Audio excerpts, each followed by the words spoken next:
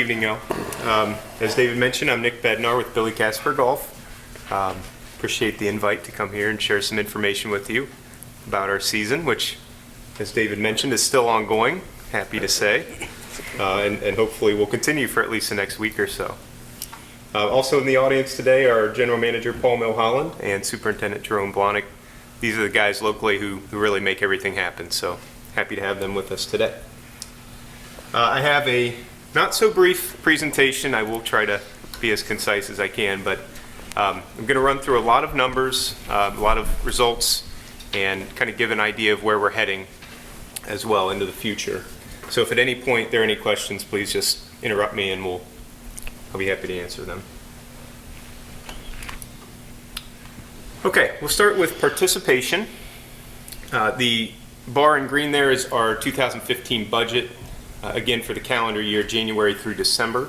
The middle bar there, the blue bar, is what we actually have done, plus whatever's projected through the rest of the year. Obviously, that's a pretty clear picture at this point in the season. Although I do believe we'll actually exceed that 41,532, assuming the weather forecast stays the same. We should be closer to 42,000 by the end of the year. And then the last bar on the right is the 2014 total rounds, which were just under 36,000. So overall, a very good year of participation and good growth on the round side. David mentioned, well, he didn't say the word, but we did suffer from a flood in 2014 that greatly impacted our rounds counts that spring. I believe you all recall that from last year's presentation. But you can really see in this graph the impact of that, especially in April and May. Again, the blue line here is 2015 rounds versus 2014. But with that said, in all but 1 month, we actually exceeded our public rounds from 2014, which is obviously very encouraging. Member rounds, these are solely from annual pass memberships. These are people who prepay for greens fees and then either pay a cart fee as they come out or prepay for the cart for the year. Has been exceptional growth in 2015. We went from just under 30 members up to, I believe, 48 members this year. So you can see up 1,381 rounds from this category, which is great.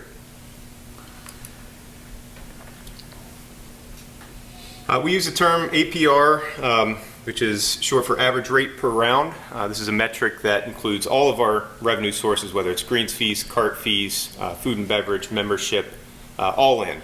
So our budget for this year was $23.31. You can see last year we averaged $21.58 per player, and this year we were right on about target, but on average about $1.70 per round more this year than last, which is again very encouraging. And what that all adds up to for total revenue, we are projected to do about $960,000 in total revenue this year. Last year we did $808,000, so total up 18.6% from all categories, again including food and beverage revenue. Again, a graph that shows how we got the revenue throughout the course of the year. And you can see in all but 1 month, which was September, we actually exceeded the revenue counts from last year too. So it was certainly a much better spring than we had last year, but through the course of the year, we did grow revenues in all but 1 month. I mentioned food and beverage revenue. To some extent, this is kind of married with rounds of golf too. For rounds of golf, we're up 15%, and we're doing the same amount per player on food and beverage. We're going to be roughly about 15%, but we did streamline our menu this past year, focusing in on our core products that customers like the most, and it had an impact. So it was nice to see $27,000 worth of growth on the food and beverage side as well. David mentioned the driving range. As you all know, the driving range began construction in 2014 and was completed this spring and actually opened in early June 2015. A little bit later than what we had hoped. We had hoped to be coming out of the gate with the driving range fully open, but we just needed that extra growing season this spring to get the tees and the the place where we needed them to be sustainable. But very happy with how the project turned out. A couple pictures here of what it looks like. You can see some of the landscaping that was added. And there's a picture of the target greens and driving range looking out from the range tee.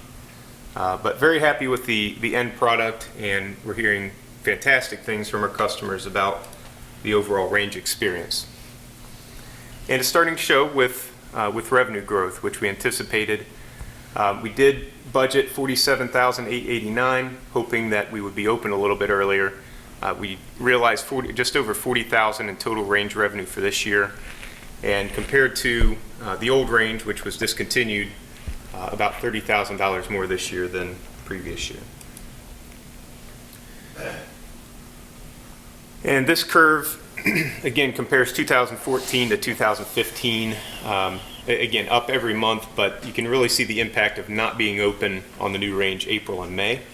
Once we did get open in June, we saw some fantastic results in June, July, and August, up to over $9,000 in the month of July, which was very good. So overall, very pleased with the results we saw after opening. We were hindered a bit by the late start this year, especially in our annual pass sales. We have a product or program that's called Range and Play, which is a full range membership, unlimited range balls, plus you can play after 6 p.m. for a discounted rate. With the late start, we really didn't have the chance to fully market that program. We did sell a handful, but it is going to be a much bigger part of our strategy going into 2016. So we believe we can add another $20,000 to $30,000 in revenue in 2016 between the annual pass sales and, again, just being open for the entire year and continuing to gather momentum. So there is a little bit of an extra cost in maintaining a range of this caliber versus what we had before. So there's a breakdown on the screen here. I won't go through each individual line, but these are the ongoing expenses for maintaining the new range. And I think we estimated last year at this time, we estimated about a $40,000 net profit for the range once it reaches maturity. You can see in 2015, we're going to net about $19,000 after expenses. So our revenues, I believe we estimated would be $85,000 a year long term, and we're working that way. Certainly think we'll be somewhere in between that and where we were this year, next year. So it's encouraging. Definitely think with the full year, we're going to end up having a very successful season on the range next year.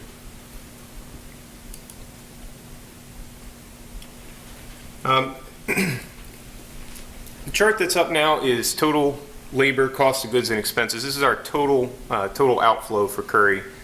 You can see we were right on target with budget, slightly just $2,000 higher, or $1,500 higher rather. This was the biggest difference between 2014 and 2015, obviously having higher expenses, and I'll summarize why that was. I mentioned the range expense, which is inherently higher. So that's part of the difference between 2014 and 15. We're also seeing a lot of repairs and maintenance that are abnormally high compared to where we would normally see a similar golf course, and that's because we have equipment that's starting to age. So we had some major repairs with engines and things that we needed to keep mowers and utility vehicles and what have you going. So we are putting together a capital plan that looks at the long term and replacement of some of the equipment. Just pointing that out here, that it was a little bit higher than what we anticipated.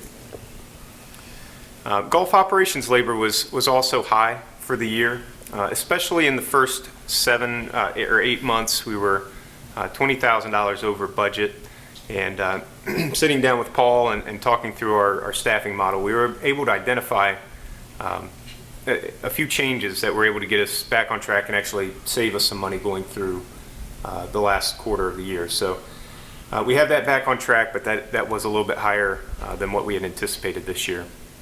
And then payroll taxes were also higher than anticipated, to the tune of about $11,000, which we'll have to factor into the budget for next year.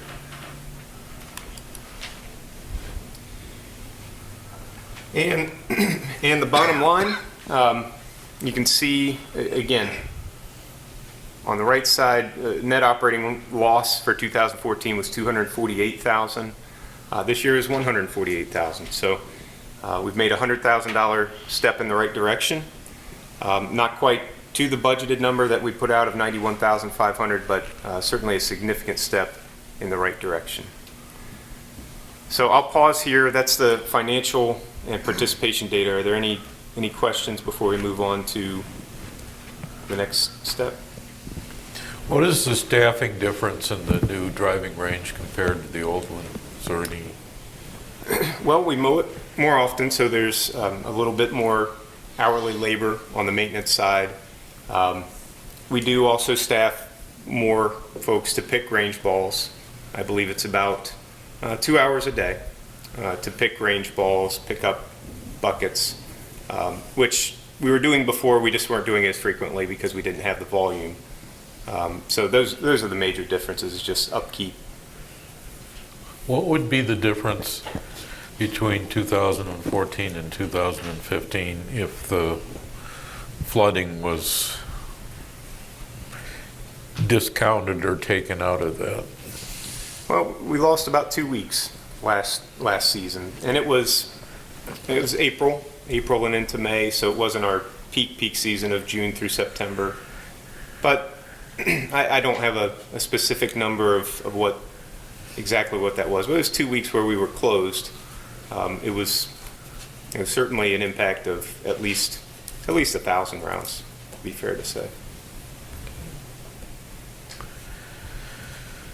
I've got a question. It may relate more to Dave than to you, but as I look at the operating deficit here, and then kind of the targets that we are, reducing the deficit in part of our state obligation, how are we getting there when we're still basically losing money on the golf course? Well, the state plan, essentially you've got what's happening from operations from Billy Casper, then you've got the contribution that the city's putting in. Mm-hmm. The city's contribution is going to make it whole for what we're missing here, and the rest of it's going to pay off the deficit that had accumulated over 10 years. So we're essentially on track if we continue to put that money in, so that after the end of the plan, we could either be in a position to ratchet the general fund's contribution all the way back to zero, and we'd have pretty much a break-even golf course, or we may want to consider putting some money in there to help pay for equipment and things like that. That's a future conversation to have. But right now they're tracking on budget, and budget would have us eliminate the deficit within 2 years. Okay. With their improvements and with the continued support from the general fund. So the goal is by the time the deficit is eliminated, that number is positive. So they're no longer contributing to the deficit. Have we had a pretty static contribution from the city? We have. Yeah. Okay. Yeah. Unfortunately, it was right. We had to. Yeah. Okay, thanks. Mm-hmm. And maybe one other quick question related to the, I think you said the driving range, we had a budget of $273,000. That's what it cost us to put. 237. 237? Yeah. That's what it cost us to move it and create the driving range. That was the contractors, that was getting the engineering, the design, the irrigation, what else do we have in there? We had to pay permits, all kinds of things like that, and start up hydro seeding and everything like that. So, yeah, and out of that we have about 3,000 left over. And as I said, we're going to hold on to that in case something comes up next spring. If not, it'll come back into the budget. Okay, so we have to make up that money somehow, because I don't think in the numbers that were reflected in the presentation we had. I can't remember what our quote profit on the driving range would be based on just revenues versus expenses. Was about what, 30, 40,000 a year? 40. Yeah. 40. Yeah. Okay. I think the return on investment is going to be probably a few years longer than we originally anticipated, because it was originally based on, I think, a $200,000 expenditure, but we didn't, if you recall, we didn't know for sure until we bid it out what the actual number would be. And the main contractor came in right around $200,000. And so we had all the costs on top of that. Plus we made the determination that it's probably better to restore the East Clubhouse and make it functional rather than just keep it boarded up. And so we expanded the project to include part of the scope for that as well. Okay. And then maybe one other question. Has there been any information kept on who uses the driving range? This is probably one for Nick, but, Sure. you know, is it everybody who's pretty much playing golf, or do you have people just come out there to hit balls and then? We do. We have folks who come just to hit golf balls. We have folks who come to hit a bucket before you warm up. We have outing participants as well who use the range, and we have people who join the annual range program too, who, well, I guess they do a little bit of both. Okay. I just wondered if that's a target to use to go after, you know, people who are just out there to use the range as opposed to the guys who are just using it to warm up. Yeah, absolutely. And I think the bulk of our revenues will come from people who are playing the golf course as well. We will also get some extra revenue from instructional programs using the range as well, clinics, and what have you. So, but the bulk of it will come from people who are coming to the golf course. And with the range and play program, the other side of this is we're getting folks who are coming in not only to hit balls, but also to play golf with us more in the twilight, which was an area where we really didn't have any utilization at all. So, Okay. Thanks. Long-term, you had this budget where we'd be getting the deficit down every year. I think it was like a 5-year program or something like that. And this year was probably, weather-wise, your best. I mean, this has probably been the ideal thing. I mean, you didn't have the flood, you're going to have an extended fall time and everything like that. So how confident do you feel for the next couple years' budgets that you think you're going to meet that criteria that you thought you were going to do? yeah, it's a good question. And, you know, we knew that this was going to be a long-term plan to get back to break even. I feel confident because I feel like we have momentum in just about every area of the business. It's not just, we have more rounds of golf because the weather was great. We're doing better in our average rate per round. We're getting more people into our programs. We're getting more people to support the restaurant. We're getting more members. So we're starting to see the benefits of what's going on really behind the scenes with what Jerome is doing with the golf course, continuing to improve, and just word of mouth and reputation and marketing, which I'm going to touch on some of this a little bit later, but there's definitely some steam being gained. Okay. Okay. Okay, so just a little bit of a big picture view.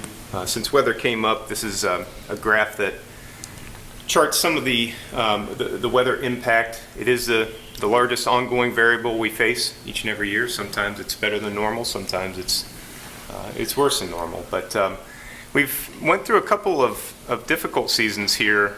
The last couple of winters have been extended. We have had to deal with floods.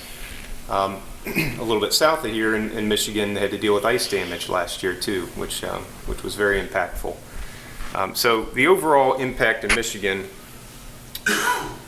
has been a little bit more noticeable than the rest of the country. So I'll point out that rounds are up across the country. It says 0.7%. That's meaningful. Doesn't seem like a lot, but that number has been down fairly significantly over the course of the last decade. So it's nice to see rounds up nationally. Where I have highlighted in the middle of the screen is the Michigan statistics. Rounds of golf are up 8.6% across the state. Obviously, that can be regionalized. They don't break it down by every single region. They have Detroit on here. You can see they had a 10.9% impact this year. But statewide rounds are up 8.6% in Michigan. Again, this is a comparison against 2015 and 2014. So if you have one year that's exceptional in either way or a combination of both, it can have an impact. But it is encouraging, and this is through September 2015. That's the latest this report is available currently. Curry was up 11.4% versus the state being up 8.6%, which shows us we're outpacing the market in terms of overall rounds played.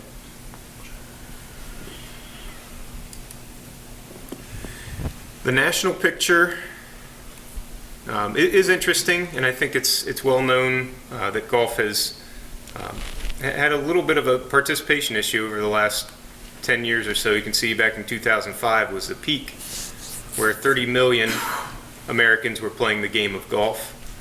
And following the Great Recession, you can see a pretty large exodus from 30 to 26.1, and it's steadily dropped every year up until 2014. So that, again, it may not seem great, may seem stagnant, but it's actually an indicator that things are starting to change direction. One other encouraging thing here is you see the interested non-golfers at the bottom of the screen, 6 years and older, have increased fairly substantially over the past couple of years. So more people are interested in playing the game of golf, and we just got to find a way to get them to the golf course and treat them to a fun experience. And so there's more people out there not playing the game that want to than who currently are playing the game. Also fairly encouraging is the fact that more women are playing the game of golf. You can see here females are in the green bar here, up 400,000 just in the past year. So nearly 8 or 9% there. So that's very encouraging. Still a well underrepresented segment of the golf industry, and one that I'll talk about a little bit more as far as our programming going forward. So our plan in the big picture is, again, it's a long-term strategy. There's no silver bullet. This is something that takes time to continue to gain market share and get Curry back to solvency and being a profitable venture. So it's got to be focused on revenue and sales growth. We're not going to get there by cutting expenses. Continue to focus on improving the golf course and overall product. Try to find more efficiencies on the labor and expense side. We're not going to have the budget of Augusta National or anything like that. It's not our vision. We're going to be the best golf value in the market. We're going to be affordable. We're going to be accessible. And we're going to continue to be a great place to learn and grow the game of golf.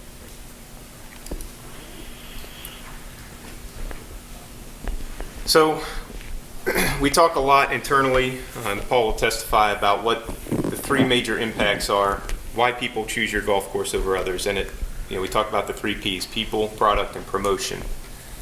So I want to brag a little bit on Jerome and his team here, but we have gotten fantastic reviews on the condition of Curry over the last couple of seasons. And really, I think you take a drive around from day one when Billy Casper Golf came on and now, and it's easy to see the difference between the attention to detail and turf quality. And our reviews show that with customers. So we're very happy with where the golf course is. We feel like it's definitely supporting revenue. Again, just a quick opportunity to brag on Jerome and his team there. We are working toward Audubon certification. This is something that all Billy Casper golf courses do, to manage a golf course in a sustainable way, and hope to be certified within the next 12 to 18 months. Last year, I put 10 marketing fundamentals up on the screen, and I don't necessarily want to go through all 10 of them today, but we obviously are working on all 10 of these things constantly to try to drive more revenue. I'm going to focus in on the ones that are highlighted in red and share some statistics. So the Birdie Pass is a card program whereby guests can come in and pay $19 and receive anywhere from $6 to $9 off every round of golf they play. So it's, in effect, it's a loyalty program. It makes golf a little bit more affordable and gets people to come out to Curry more often. So we saw some success in selling more of these cards, and that's not surprising with a program like this. People want to test it out, maybe year one, find out, how does it work? Does it really make sense for me? So we did actually see about 140 more people take advantage of the Birdie Pass in 2015, and expect that number to grow next year. So $19 times 150 doesn't seem like a great revenue source, but here's where it really makes a difference for Curry, is in the rounds played per golfer. And this is consistent across our company where we have programs like this. Where people opt into a card program, they tend to play more golf with us. And we've seen that at Curry. So the bars on the the bars on the right are public rounds of golf played per golfer. We average, for somebody who's not in the Birdie Pass program or not a member, averages 2.4 rounds per season, and last year that was 2.2, so actually been encouraging there. But Birdie Pass rounds per golfer this year is 6.8 rounds per golfer. So Birdie Pass holders play on average about 4.5 times more rounds of golf than a public golfer. And what that means for revenue per golfer, those folks who are in our Birdie Pass program spend about on average $160 with us on greens fees and cart fees, not including any food and beverage or merchandise. This is just checked in revenue per year versus $44.30 for the average public golfer. And we're seeing both of those numbers rise. Certainly some of it is due to, again, we were open a little bit more this year than last year, but pretty compelling, and the more Birdie Passes we put in people's hands, the better for Curry. Another thing we're constantly looking at is pricing.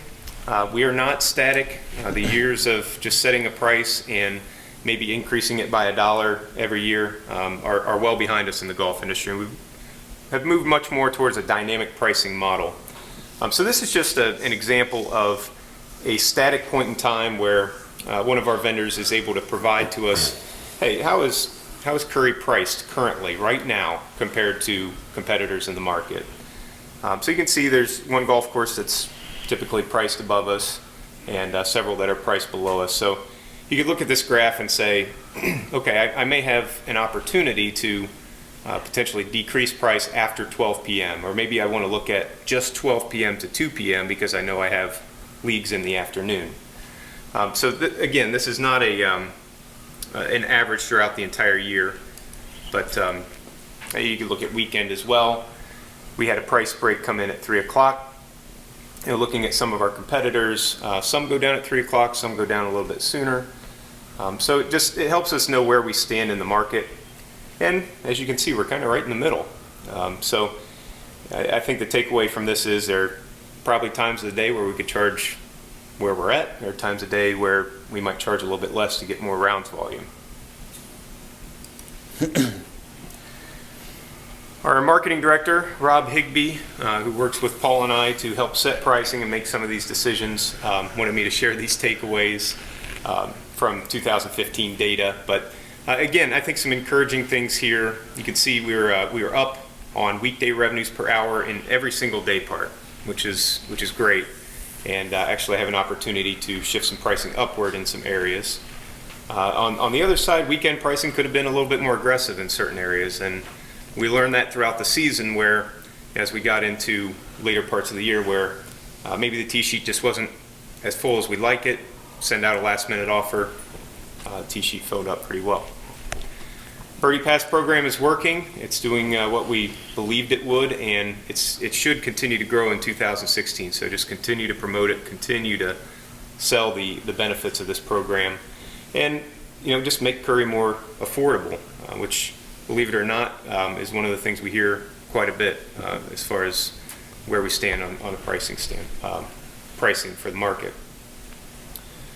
We have Birdie Pass offer that we offered at certain times of the year. Looking back, we believe that's something we could offer for the entire year. And also on the other end of it, at the end of the day, twilight and super twilight rates. Again, addressing the price concern, trying to fill up our most underutilized times. And I mentioned last minute email offers to increase yield, which takes me into emails. So we spend a great deal of time trying to learn more about our customers. We really dig into the data, as I think you can tell from these slides, but one of the things that's just simple to do, and it takes a little bit of effort, is just asking for people's email address.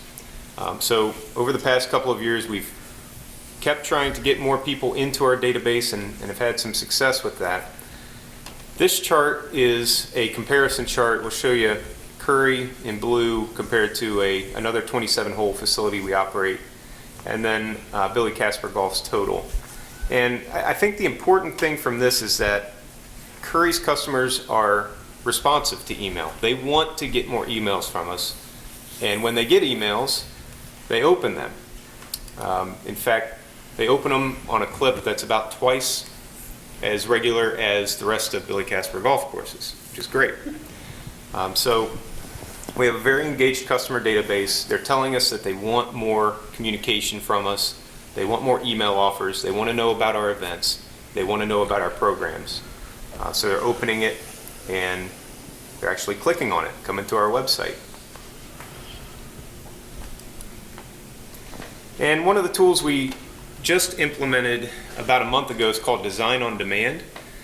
We have a number of graphic designers who work in our corporate office in Virginia who, through time, have built up a library of about 12 or 1,300 graphic designs for anything from an email offer for golf to a campaign to try to get more people to host outings with us. So we have this vast library of graphic designs which are well put together and beautiful designs that are now on something called Design on Demand.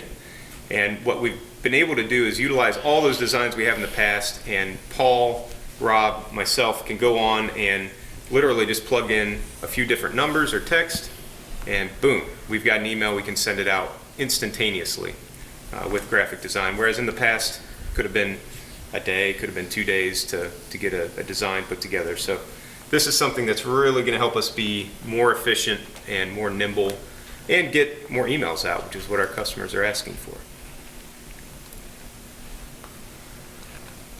Mention people and the importance of people to our business. It cannot be overstated.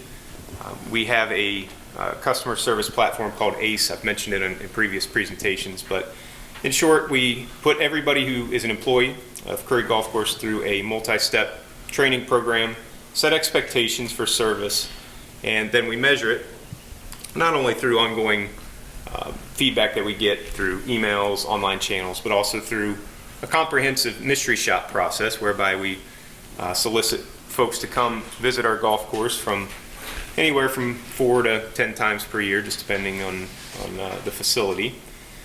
And so we did 6 evaluations this year at Curry Golf Course. We averaged 90%.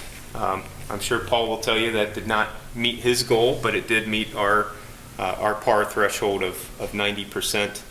And we had a couple mystery shops throughout the year where we identified areas for improvement, and that's really what this is all about. Is again, we want to be the best in terms of customer service. We want our people to understand that, and we're going to measure it.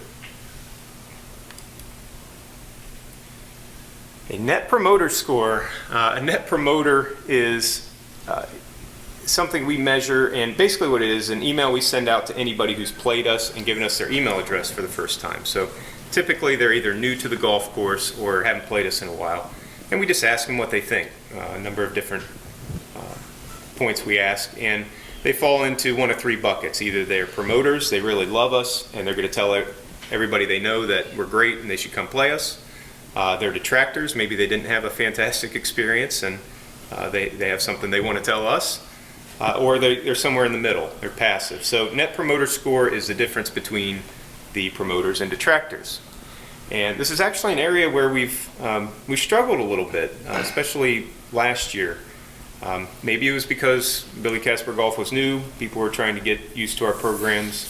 But we've seen a fairly steady increase this year.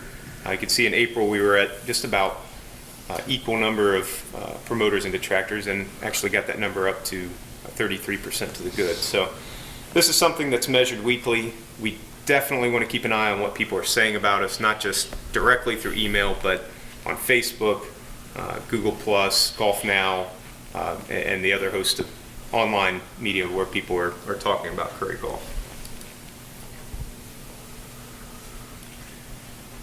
We also measure sales. This past year we implemented a product from Salesforce, which is a customer relationship management tool. So we are measuring things unlike how we've ever measured them at Curry before.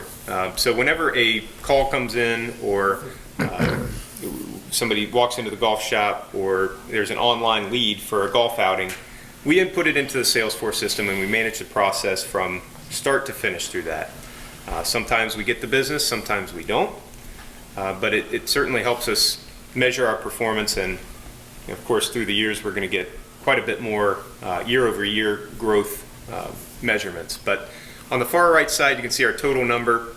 We had 55 leads come in for Curry as far as outings, and led to 1,414 outing rounds this year, $43,000 in revenue, and an average per round of 30.78, which, if you recall, is about $7 more per round than the average rate per round in total. So obviously a very, very important segment of our business.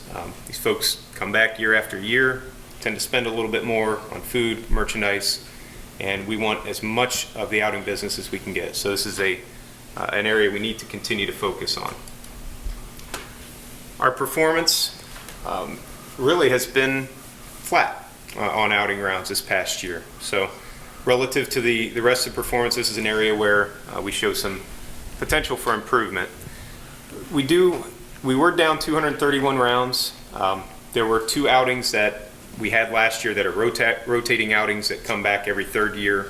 Obviously, we plan on getting those back in a couple of seasons, but those 2 outings alone, take those out of the equation and we're basically flat. And the rest of it is we genuinely lost some business to another facility or facilities, and we gained some business from other facilities as well. I quickly want to touch on national programs. We were able to implement foot golf at Curry on the par 3 golf course a couple seasons ago, which has been a great success for us.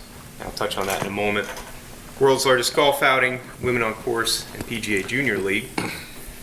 So foot golf is starting to catch on. We did about $5,000 in revenue last year, did $7,000 in revenue this year. Again, this is for those who aren't aware of it, on the par 3 golf course at Curry. It's a version of golf that's played with a soccer ball on a larger hole.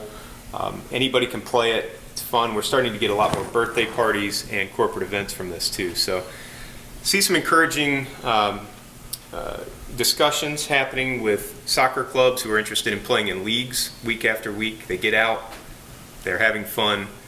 So we're hoping that that number can grow by leaps and bounds in 2016. The world's largest golf outing is a nationwide event held at Billy Casper golf courses on August 3rd. Curry's participated the last couple of years, and it was another successful event for Curry. Had over 100 players. We raised over $2,000 just on the day of the event. That doesn't include all the donations that were provided as part of the entry fees as well. And so where this really, really hits home is, for the first time we were able to exceed $1 million raised for Wounded Warrior Project nationwide.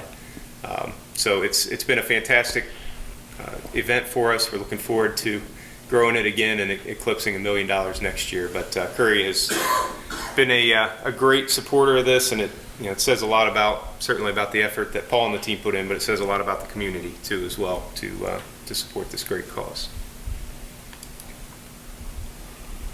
I mentioned participation among women being so critical to the golf industry as a whole. Obviously 50% of the population, but in most places well less than 20% of the golfing population. So has been a major area for growth within the golf industry. And what Billy Casper Golf has done is invested in a company called Women on Course.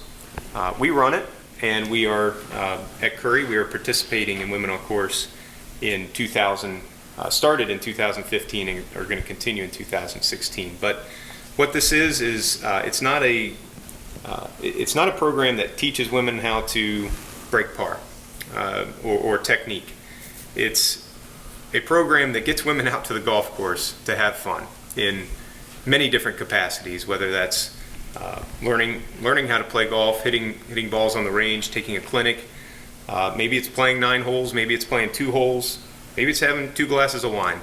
But just getting around the golf lifestyle and really enjoying it, having fun. And so we're eager to get Women on Course truly off the ground next year. I know Paul has set a target of having at least 15 Women on Course members and regularly getting 15, 20, 30 women at these events that we're running throughout the year. Lastly, the PGA runs a program called Junior Golf League. This is somewhat similar to those of you familiar with Little League and baseball. It's a different concept where people of all different skill levels will play together They'll play 9 holes, switch off after 3 holes, play with a different partner, switch off with 3 holes again, play with a different partner in different formats. And again, emphasizing fun, but also competition. The junior golfers are given a jersey to wear with their number on the back, so it's a little bit outside of the box of where we've been.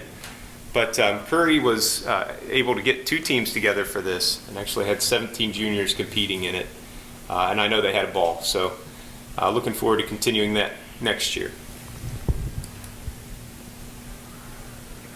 And lastly, ongoing junior camps and programs. We had 33 total participants in our summer camps this year, and the ongoing junior program had 70 total participants who come together on a weekly basis, separated by age division. So Curry continues to be a great supporter of junior golf, obviously of critical importance for the future of our game. So in summary, these are the things that require our focus in 2016. Number one, the Birdie Pass program. It has been a major part of our success in 2015, and we see this program really fitting into the community here, and expect, again, many more Birdie Pass sales, which will lead to increased loyalty. Outing, league, and banquet sales, certainly a huge piece of our effort. Outings, we aren't quite where we wanted to be just yet.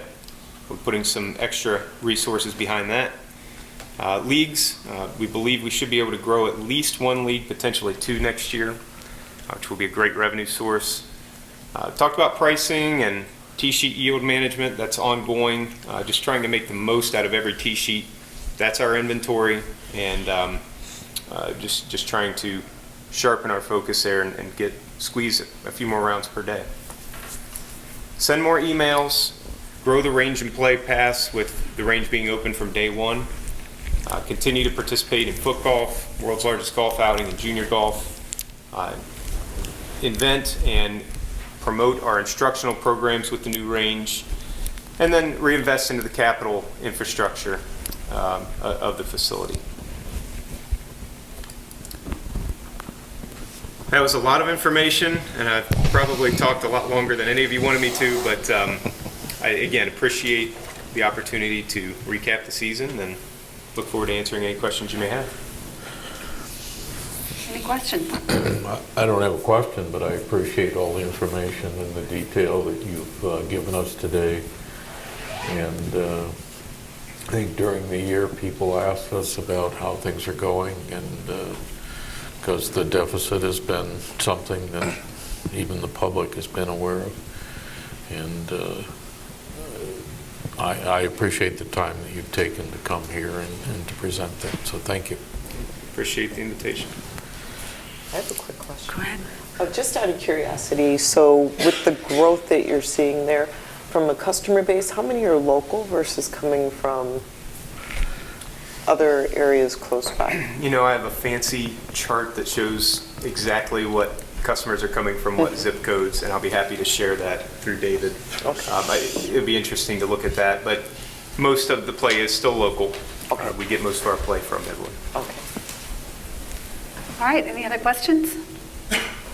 No, thank you for traveling. I know it was a bit of a tough travel for you to get here today, so we thank you for doing that, and we appreciate the update. This is really, this is important for our city, so thanks a We lot. appreciate it. Thank you very much.